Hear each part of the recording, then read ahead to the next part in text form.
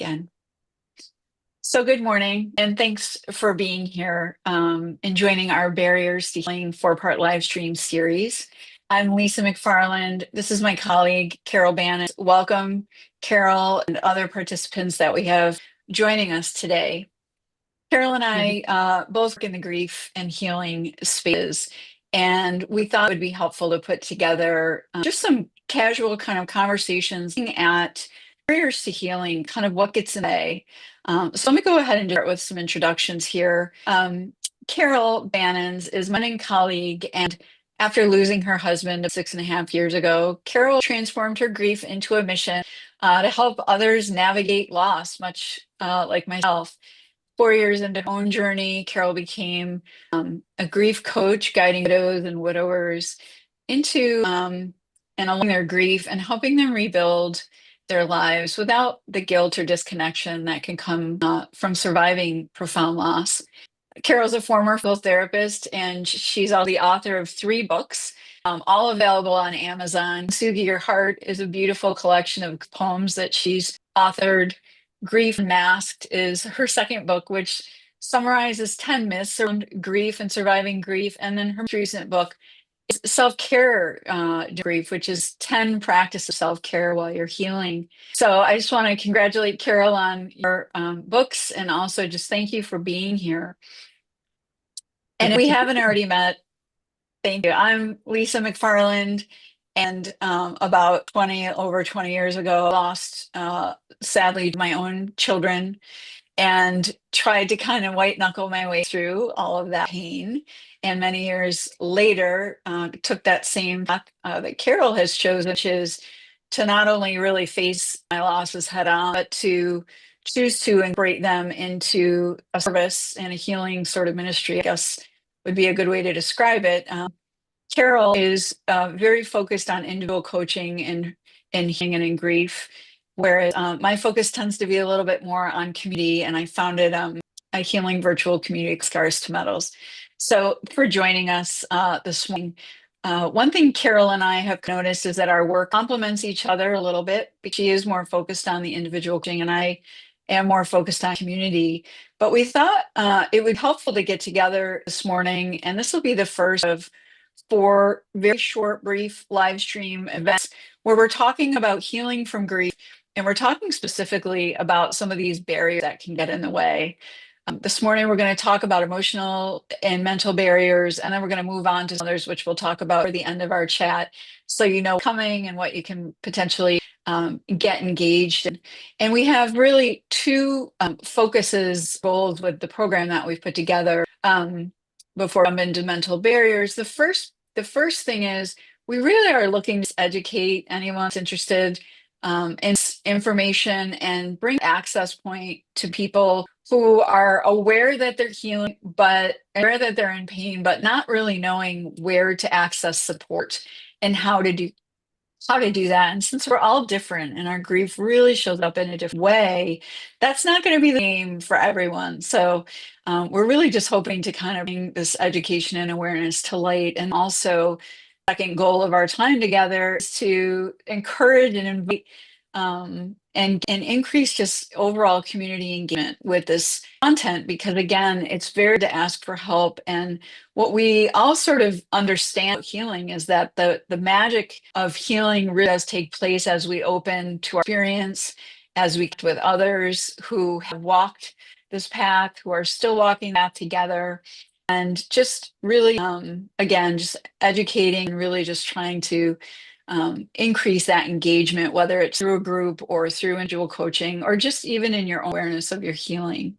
So before we jump into our topic today, which is emotional and mental barriers, I want to give a warm welcome to Carol, and Carol, just invite you to add anything I might have missed in your introduction. I don't think you missed anything, Lisa. It's really nice to be here. And I echo that. We just want to educate because we don't know about grief. We don't understand it. We don't talk about it. And so the more people like us talk about it, the more educated you become. And the more you know that you're not going crazy, you are normal. And these are the things that you'll feel. So let's dive in. Sounds great. Sounds great. So, mental and emotional barriers. We've identified two, and we're intentionally keeping this fairly brief. But the first one that we're going to look at is just unresolved pain is a barrier to healing. And it's just a short introduction. The idea behind this is that as we move through our lives, we have loss, right? Big and small. Sometimes it's the loss of a loved one, may also be loss of other kind, perhaps a relationship or a job, or even, good health or economic security. There's all types of ways that as we navigate through life, we experience loss. And what we're really talking about here, the idea that as we push our losses off to the side in search of more positive experiences and trying to move on and on with our lives, which is we're really encouraged to do in our cultures, especially, as we do this, it's not a victimless crime. And as we are going through life and we experience loss and change, that if we don't take time to properly process and address what's happening, that we actually do create this kind of aggregate. It's almost like, pulling along a big barrel of something with us that, I've heard Tolle, who's a great author and spiritual guide, talk about this as the pain body. But it doesn't matter what we call it. The idea is if we're not dealing with things as they happen, do tend to aggregate and compound until usually what happens, as was the case in my life, something really triggers that whole thing to kind of break open. And we want that. We don't want the rug to come out from under us. We want to really address our pain as it's happening. So, with that introduction, I'd like to turn Carol and just kind of talk about how do you see this sort of manifest in your clients, this idea of unresolved pain? I think it can come in different ways. I think sometimes people don't know it's unresolved. And so, like me, I got to the point where my husband died and I struggled really badly. And I had not resolved the grief over my sister who died when I was a youngster. Mhm. And so we have to understand that grief is so challenging and so difficult that it will bring up these old wounds, these things that we perhaps haven't really thought about. And it doesn't even have to be a loss, although we can do a loss inventory with clients and see what are the losses, what are the things that have affected you. And as you said, it doesn't always have to be a death. It can be loss of job. For me, loss of physical health with physical therapy. That's what I Mm, saw. And this impacts how we deal. It impacts our response because if we haven't dealt with it, which mostly we don't, it's because we don't know how to deal with the emotions. We haven't been taught how to deal with emotions. And so now this big loss comes along, and all of a sudden it's like, ugh, and it affects our body because grief is a mind, body, and spirit. It's a whole body experience. it is a whole mind body experience. And I think one of the risks, again, speaking from my own experience, that we face is left unchecked. That pain can really manifest in our physical health. And we're Yeah. going to talk a little bit more about that. But you mentioned a loss chart. Can you talk a little bit Mm. more about what that looks like? Yeah, you sort of do a line of your life and you can write the 10 big losses that you've had. So you might go back. I mean, if I look at mine, my sister, we had a major car accident. 10 days later, my sister died. Maybe it's your pet died. Maybe it's the loss of a job or your grandparents or a divorce, any of these things. And then you're going to look back at them and go, have I really dealt with that? Have I dealt with those emotions around that? Perhaps we need to deal with some of those. And even the way you're responding to your grief. Do you feel like, let's say it's your husband, has your husband abandoned you? He died, he was sick. He didn't really abandon you in the sense, he went away on purpose, but you may feel that abandonment. Why do you feel that abandonment? What do we have to look back at to see, oh, my dad left when I was a little girl, or my parents divorced, or can be different things that affect how you now perceive your grief, and it can be Hmm. challenging. So we look at the different losses, we look at the way you're responding to this grief and ask questions about, why is it do you feel abandoned? Everybody abandons Hmm. me. Is that true? Let's look back and see what triggered that. So that's what we have to do, because you have to deal with that as well as the grief. Hmm. Which is what can make it, sort of so complicated. I love this Yeah. idea of going through these big losses that we had, over Mm-hmm. time. As a young person, I had some losses just even as a high school age. Um, person, and I had no idea that that grief train sadly just keeps going. So Yeah. it doesn't matter if it's new to you as a middle-aged or an older person, or as a young person. In some way, shape, or form, we're overlooking things that are impacting the way that we heal. And I would ask you, Carol, from a remedy perspective, you go through this loss chart and you look at different ways that old loss is sort of hanging around and influencing. And how are the ways, or what are some of the examples of healing remedies that you then collect this information, you're working with your clients, and where do you go from there?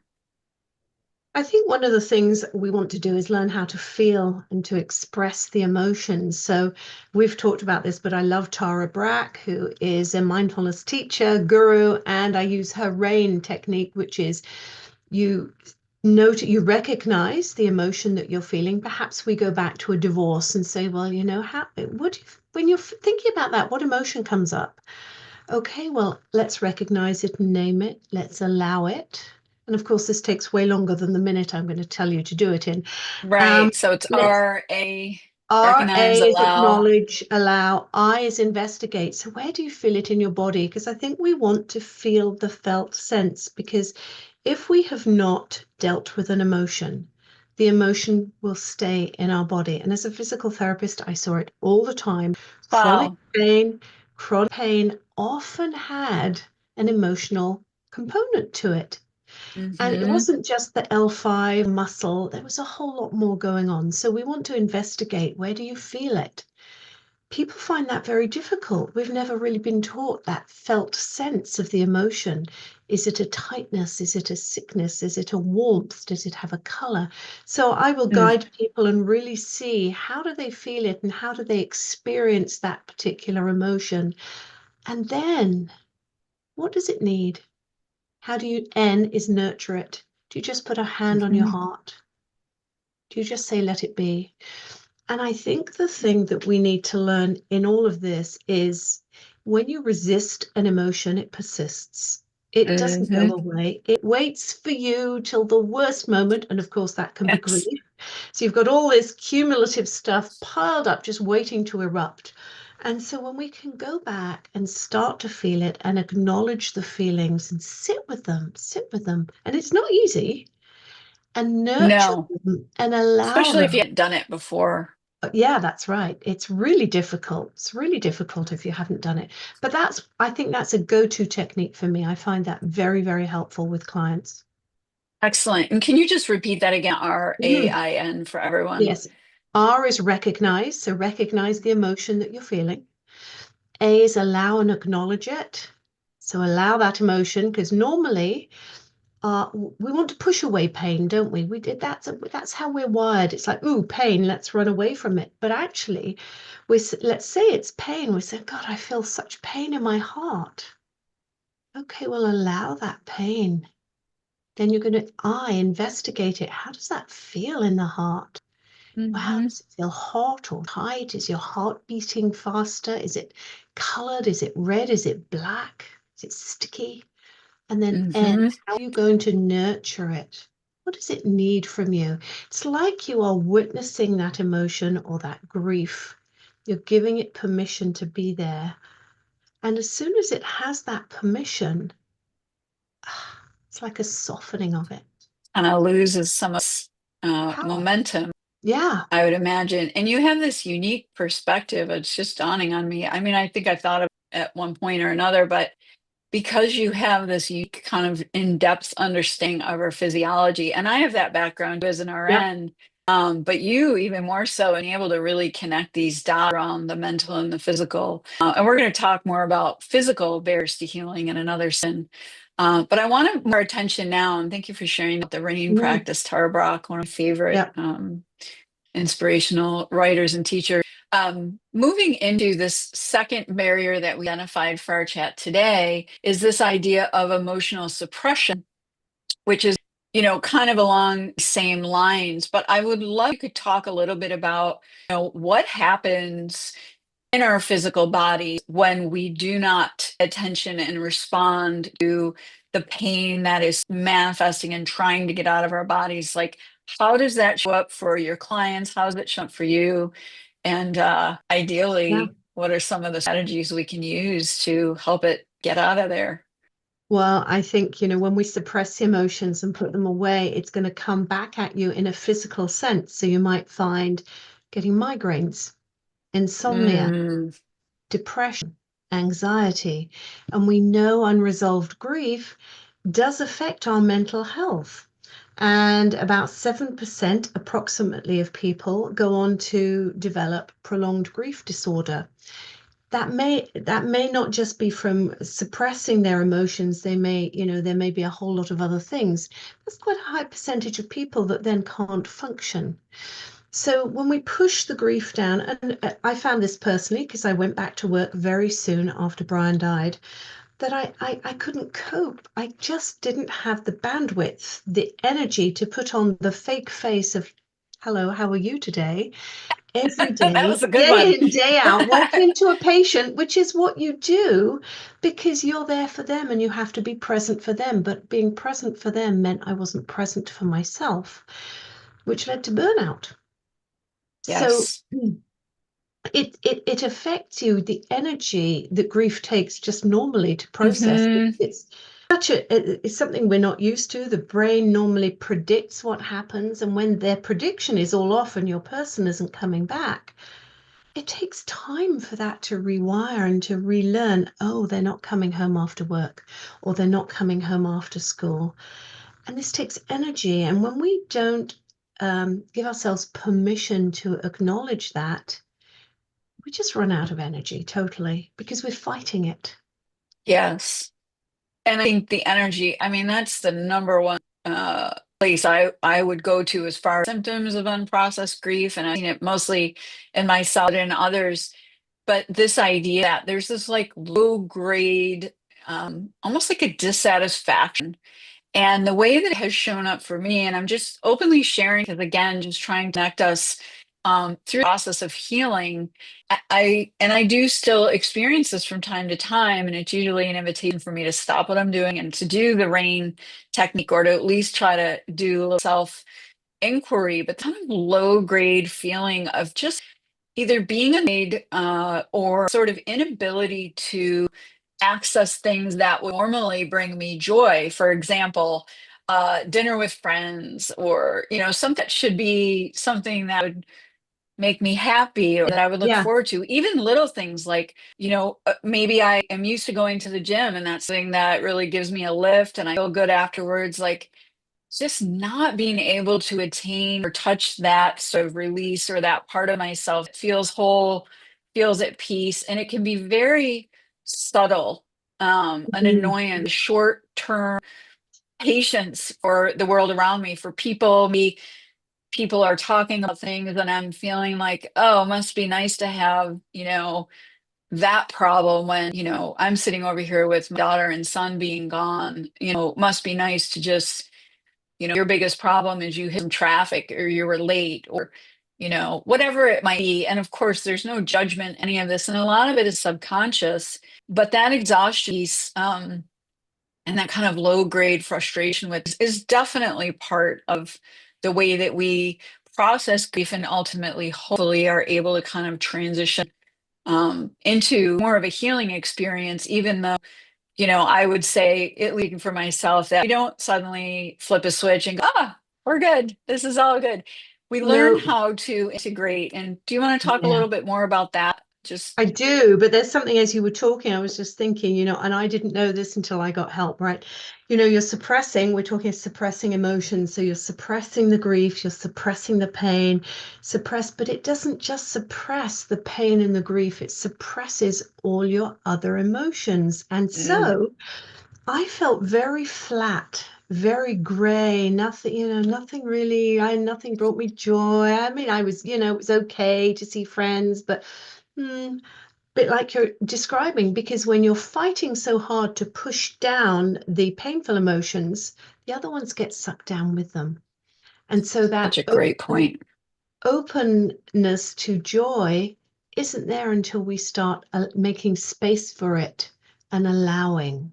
I think that's it. And what was the question you asked me? I've forgotten. I wanted to Oh, jump I was in. just thinking about, the idea that we don't, grief is not a starting and an ending event. We're not No. in a movie, we don't leave and then we go home. We're not at a football game. We're learning how to integrate and also engage with our experience as our new normal. That this isn't Yeah. something that we work at and then we're done, or we do grief counseling and we're done. We're learning how to move forward in our way in our new existence. And so speaking of that and integration, just wondering from a right perspective again, in addition to the rain technique, in addition to trying to make space for our grief, what are some of the other things, self-care things, for example, that I know Mm. you talk about in your books? Yeah, I think we have to do self-care first. And, you'd think I would have known that as a physio, right? But no. And we're so busy and we're trying to deal with the state matters if it's a death and our sadness. And of course, we don't eat well. We maybe use unhealthy coping mechanisms, a little too much junk Mhm. food, a little too much to drink, a little too much Netflix. And that doesn't help us feel any better either. And so I think we have to look at self-care as a way to help ourselves support Mhm. ourselves in our grief. And you made such a good point. It is about integration. If you have lost two children, as you have, and my husband, that doesn't ever go away. How could it possibly go away?